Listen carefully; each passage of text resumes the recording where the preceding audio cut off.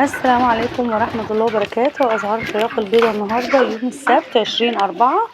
أسعار الفراخ البيضاء في المزارع ما بين 70 و73، وفي المحلات ما بين 80 و85.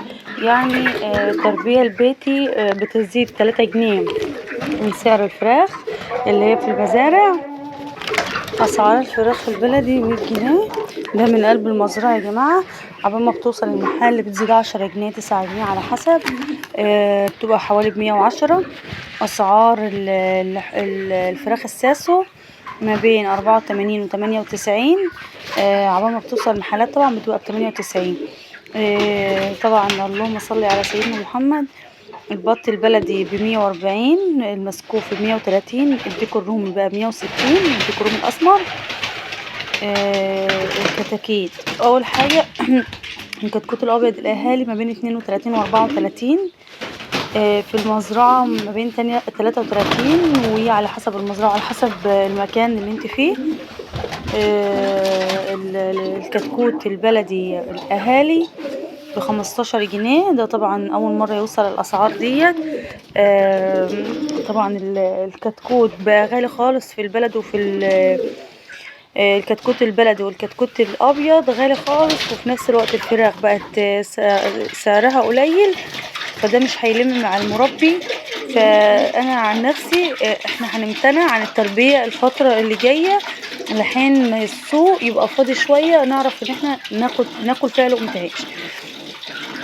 الكتكوت الساسو ما بين 15 جنيه و16 جنيه. طبعا البيض الأحمر ب152 في المزرعة، عقبال ما بيوصل المحلات بيبقى 162. البيض البلدي ب130 جنيه، بيوصل المحلات ب140 149 على حسب المكان اللي انت موجودة فيه. كده احنا شفنا كل الأسعار بتاعت الفراخ البيضاء والفراخ البلدي، الساسو والكتكوت الساسو والبط البلدي والكلام ده كله.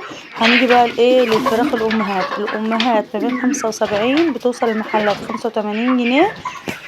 طبعا الفراخ الامهات اول مره توصل في الارتفاع دوت، يعني هي كده مقربه من سن الفراخ العاديه. لا انا لو هشتري من الفرخه اللي هتطيب بسرعه وتستوي معايا، احسن من الفرخه اللي هتقعد ساعتين على البوتاجاز تستوي، وفي نفس الوقت نفس السعر بتاع الفراخ التانية. طبعا ناس كتيرة بتقول انتوا هتشتروا ولا مش هتشتروا الفترة اللي جاية. عشان نكون صريحة معاكم، الفترة اللي جاية يا جماعة انا هخلص الكمية اللي موجودة عندي ومش هنجيب غيرها لحين استقرار السوق، لان احنا كده بنخسر فلوس على الفاضي.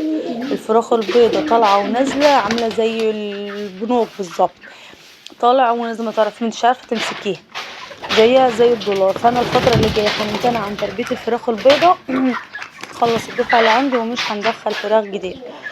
طب لو في ناس ده اكل عيشهم ومش هينفع، طبعا انت لو عاوزة تجازفي ده حاجة ترجعلك. وكمان عشان نقولك الاهالي بتبيع بمزاجها، يعني التربية البيتي انا كواحدة مثلا صاحبة مشروع باخد فراخ من الاهالي ابيعها، غير ان انا عندي فراخ موجودة مربياها.